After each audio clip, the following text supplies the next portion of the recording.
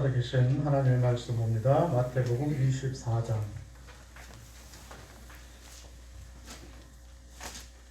34절에서 44절까지입니다. 마태복음 24장 34절에서 44절까지입니다. 내가 진실로 너에게 말하노니 이 세대가 지나가기 전에 이 일이 다 이루리라. 천지는 없어지겠으나 내 말은 없어지지 아니하리라. 그러나 그날과 그때는 아무도 모르나니 하늘의 천사들도 아들도 모르고 오직 아버지만 아시느니라. 노아의 때와 같이 인자의 임함도 그러하리라. 홍수전에 노아가 방주에 들어가던 날까지 사람들이 먹고 마시고 장가들고 시집가고 있으면서 홍수가 나서 저희를 다 멸하기까지 깨닫지 못하였으니 인자의 임함도 이와 같으리라. 그때 두 사람이 밭에 있음에 하나는 데려감을 당하고 하나는 버려둠을 당할 것이요 두 여자가 매를 갈고 있음에 하나는 데려감을 당하고 하나는 버려둠을 당할 것이니라. 그러므로 깨어있으라. 어느 날에 너희 주가 임하는지 너희가 알지 못함이니라. 너희도 아는 바니 만일 집주인이 도적이 어느 경점에 올 줄 알았다면 깨어있어 그 집을 뚫지 못하게 하였으리라. 이러므로 너희도 예비하고 있으라. 생각지 않은 때에 인자가 오리라. 아멘. 잠깐 기도합니다. 하나님의 시간도 함께 하셔서 말씀을 주셨사오니 이제 우리가 깨닫게 하시고 또 비춰가는 은혜 받게 하시옵소서. 성령께서 우리 마음을 주장하시고 또 우리의 길을 인도해 주옵소서. 감사하며 예수님의 이름으로 기도합니다. 아멘.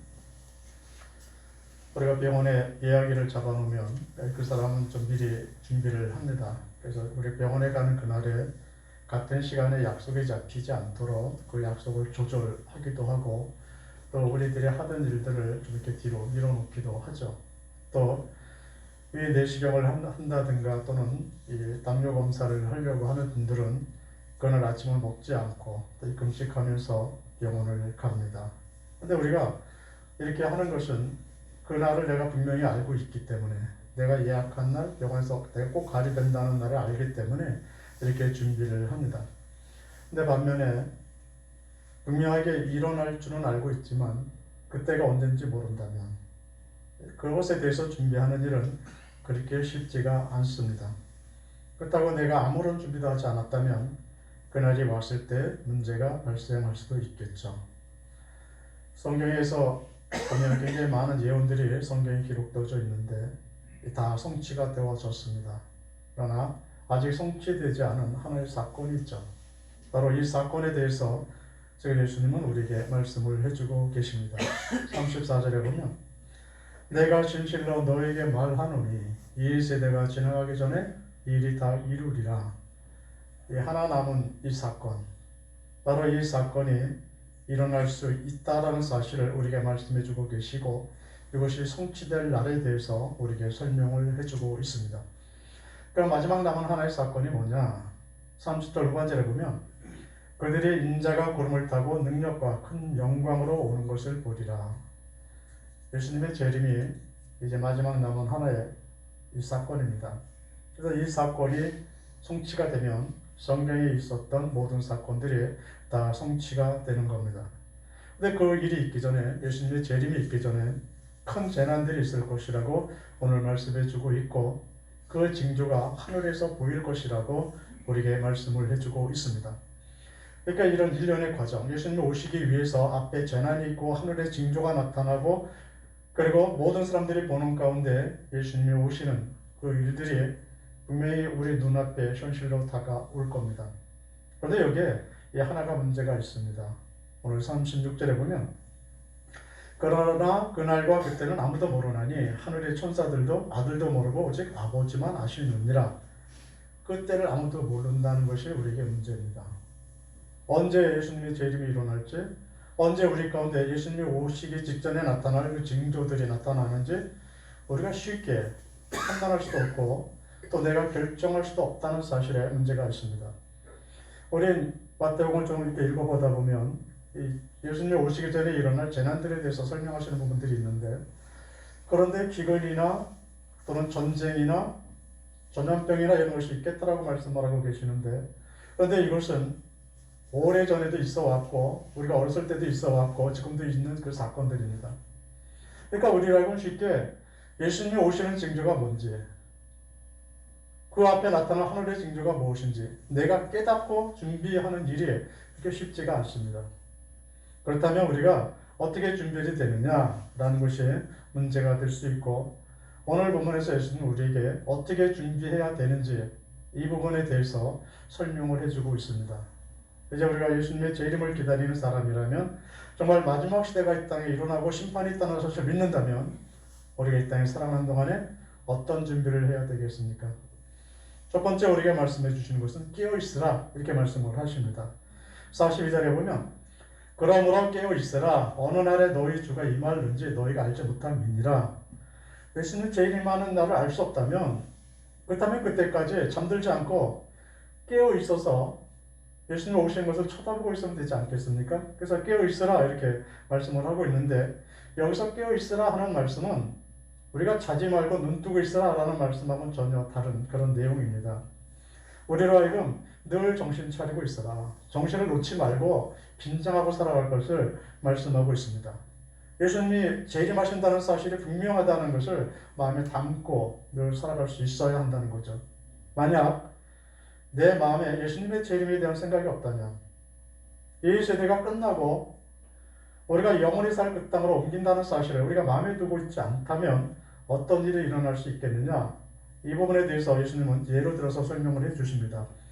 38절에 보면 홍수 전에 노아가 방주에 들어가던 날까지 사람들이 먹고 마시고 장가들고 시집가고 있으면서, 하나님의 심판이 일어날 때도 노아 홍수 때 보시면 그들이 먹고 마시고 시집가고 장가가고 다 했습니다. 일상적인 삶에 매여 있었죠. 그래서 그가 아무런 준비를 하지 못했기 때문에 일상적인 삶을 사는데 매여서 그 삶만 따라가다 보니까 심판날이 왔음에도 불구하고 깨닫지 못했고 아무런 준비도 없이 그날을 맞이할 수밖에 없었습니다. 우리도 내 마음속에 이 재림에 대한 생각이 없이 우리의 삶들을 살아간다면 예수님이 재림하실 때 하나님 편에 속한 자가 아니라 세상에 속한 자로 내가 발견될 수 있습니다. 또 다른 예를 비유로 설명하시는데 선한 종과 악한 종의 비유로 설명을 해주십니다. 48절에 보면 만일 그 악한 종의 마음에 생각하기를 주인이 더디우리라 하여, 왜 이 악한 종으로 이가 발견됩니까? 충성된 종이 있고 악한 종이 있는데 왜 이 사람이 악한 종으로 발견될 수밖에 없었느냐? 깨어있지 않았어요. 주인이 더디울 것이라고 생각했기 때문에, 오늘 올지 내일 올지 분명히 모르니까, 그런데 일찍은 오지 않을 거다, 이 생각 때문에 그가 악하게 삶을 살아갔습니다.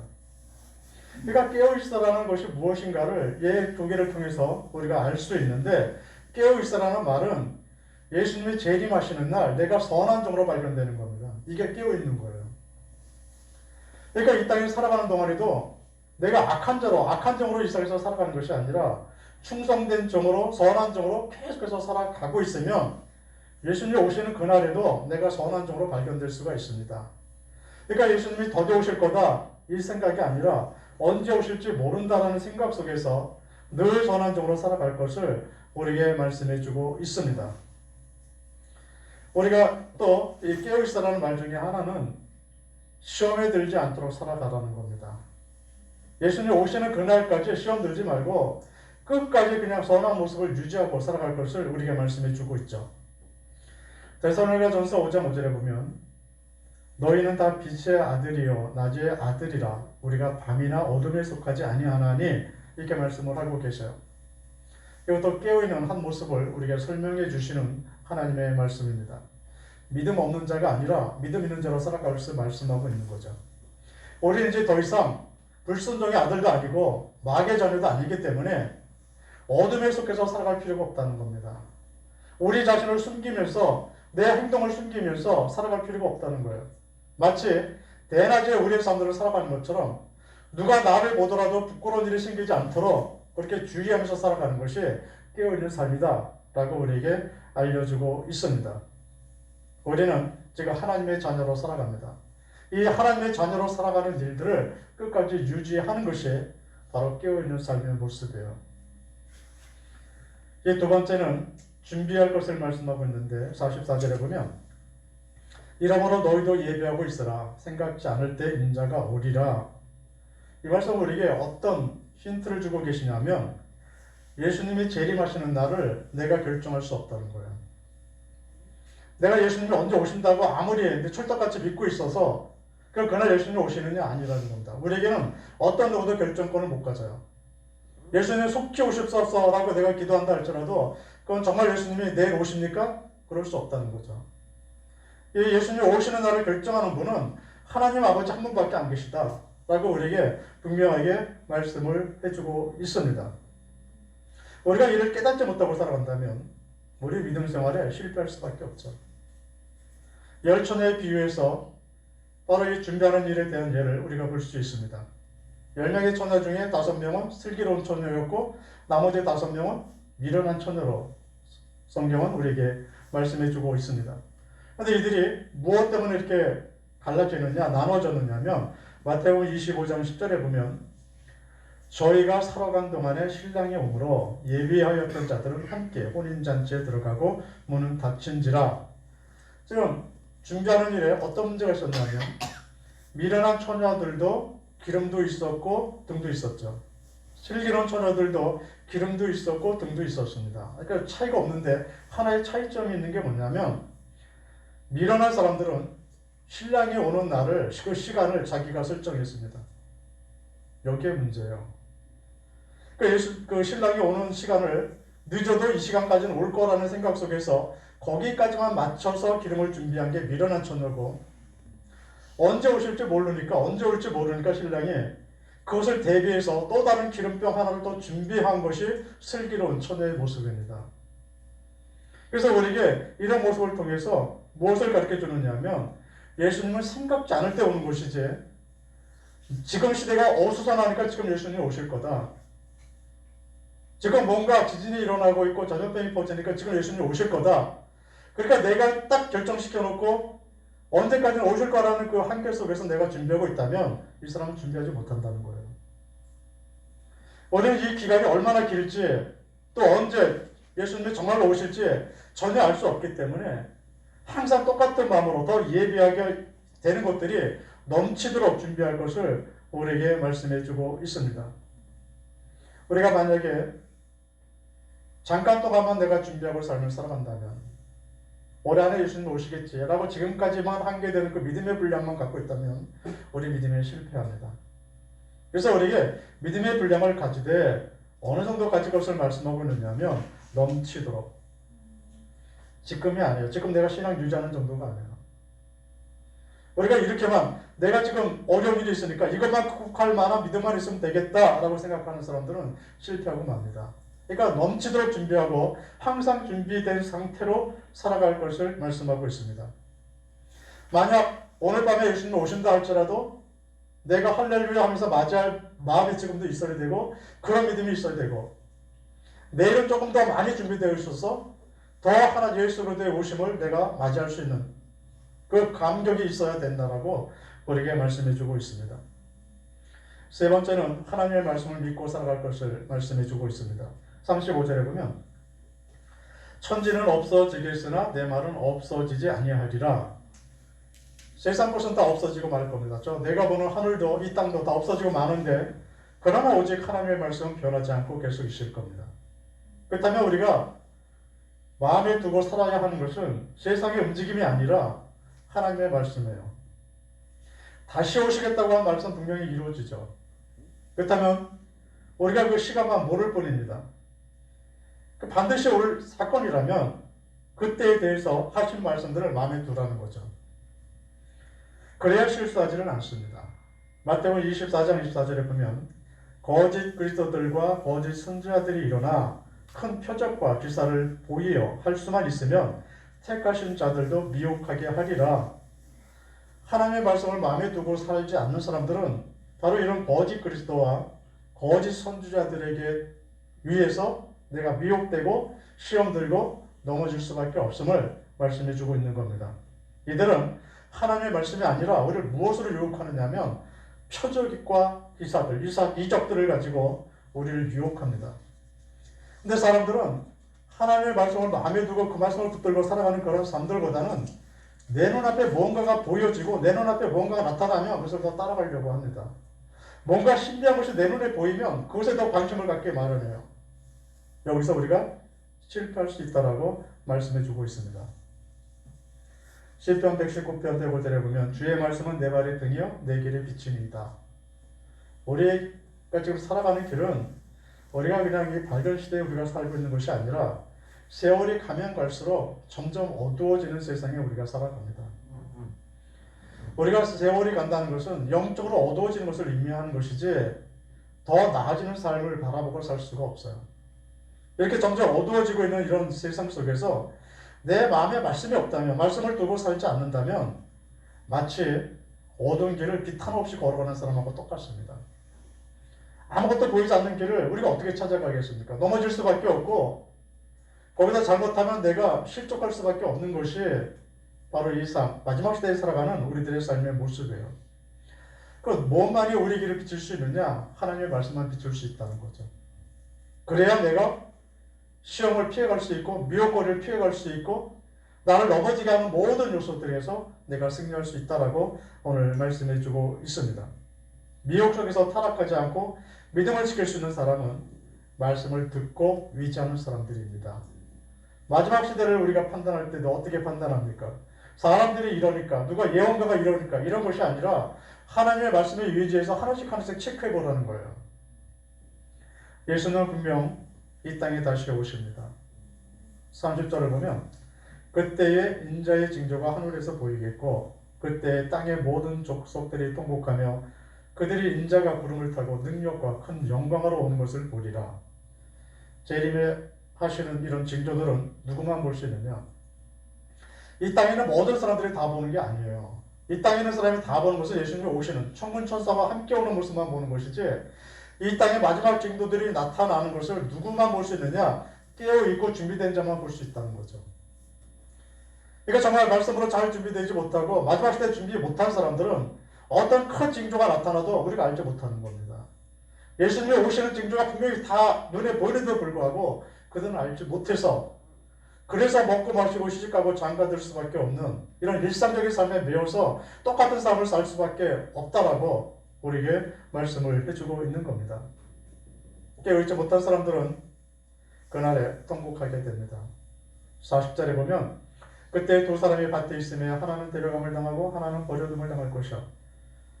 예수님이 재림할 때 똑같이 앉아있다가도 한 사람은 데려감을 당하고 한 사람은 그냥 버려둠을 당하죠. 같이 일을 하다가도 한 사람은 예수님께 가는데 한 사람은 못 가요. 이런 일들이 있을 것을 우리에게 말씀해 주고 있습니다.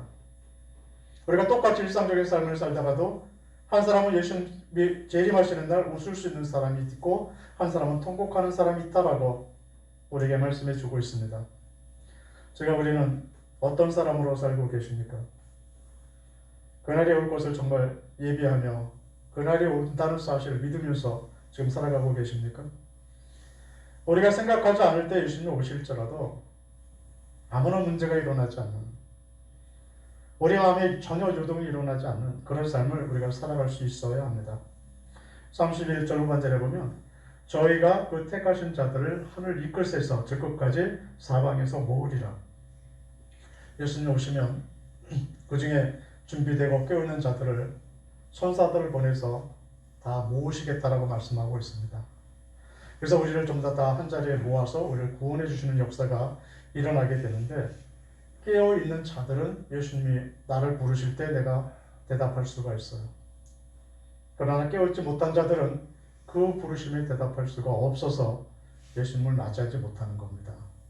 우리가 늘 예수님이 언제 오실지 우리가 알지 못하는 일상 속에서 우리가 삶을 살아가면서 세상이 점점 어두워지는 세상 속에 우리가 일상을 살아가는데 이럴 때일수록 더 준비되고 영적으로 잠들지 말고 더 깨어있어서 하나님의 말씀을 붙들고 살아갈 수 있으시길 바랍니다. 그래서 언제 예수님이 오시든 간에 바로 준비된 자의 무리 속에 예수님이 우리를 부르실 때 대답할 수 있는 무리 속에 다 속해서 살아갈 수 있으시기를 예수님의 이름으로 축원드립니다. 기도합니다. 하나님 우리와 함께 하셔서 감사합니다. 세상이 어두워지고 믿음으로 살아가는 일이 힘들지라도 우리가 늘 하나님의 말씀을 붙들고 다시 오시겠다고 하신 예수님의 약속을 붙들고 우리가 늘 깨어있게 하시고 또 준비하며 삶을 살게 주옵소서. 그래서 그날에 통곡하는 자들이 하나도 없게 하시고 예수님이 우리를 모으실 때 그 무리 속에 우리가 다 속할 수 있게 하나님 지금부터라도 잘 준비되고 예비될 수 있도록 역사해 주옵소서. 나마다 이 땅에 살아가면서 믿음으로만 대답하며 살아가기 원합니다.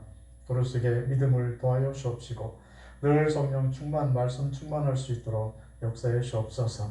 하나님이 늘 우리와 함께 해주셔서 감사하며 예수님의 이름으로 기도합니다. 아멘.